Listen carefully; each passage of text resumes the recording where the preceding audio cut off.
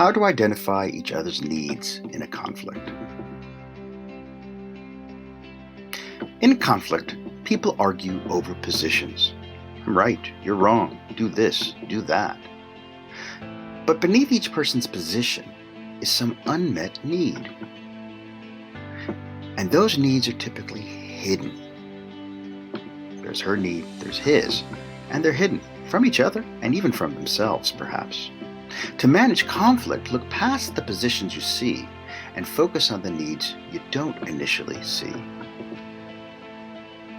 The goal becomes one of finding ways to meet each person's needs at the same time. And when you do that, the conflict will be solved. How can we identify our needs, both those of ourselves and those of our partners? Well, there's at least 3 ways to do this. One is the most direct. Simply ask, what need am I trying to meet? What need are you trying to meet? Or you can ask, what am I feeling and why am I feeling this way? Or you can consult something called the needs inventory. This video focuses on the first strategy. What need am I trying to meet? So let's start with a clash of positions between Rosemary and Richard. Rosemary and Richard go out to dinner with their friends, and Richard wants to pay for the meal of their friends. Rosemary says, don't pay for their dinner. Richard says, don't be selfish. Let's pay for their dinner too.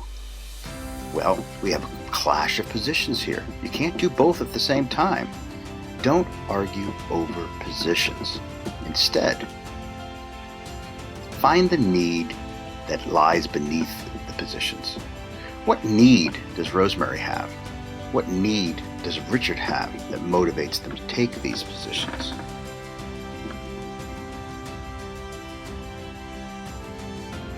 Well, let's start with Rosemary. Her position was don't pay for their dinner too.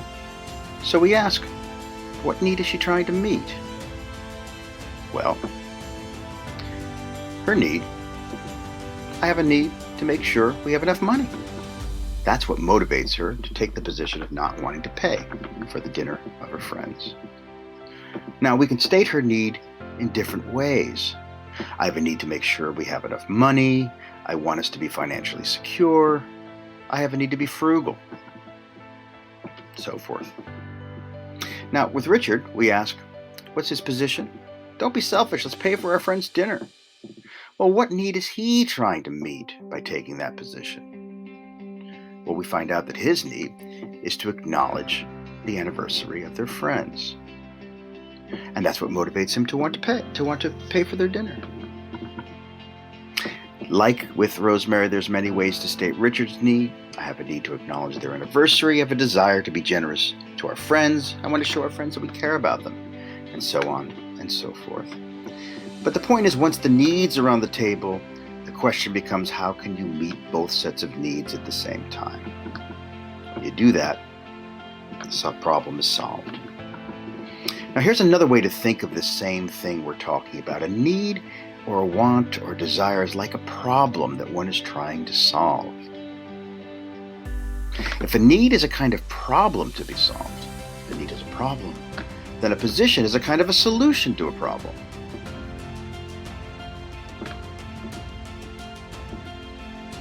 Positions are solutions to problems that people don't even know they have. They're preemptive solutions to hidden problems. Problems are hidden, so they're coming up with a solution to something they don't even know that they're trying to solve. If this is so, then to find out a person's need, you can simply ask them, what problem are you trying to solve? What problem are you trying to solve by taking that position? So we've got Miranda and Tim.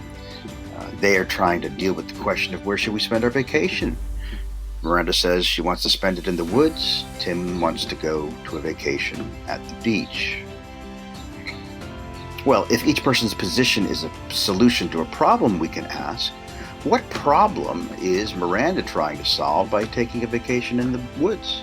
And what problem is Tim trying to solve by taking a vacation at the beach?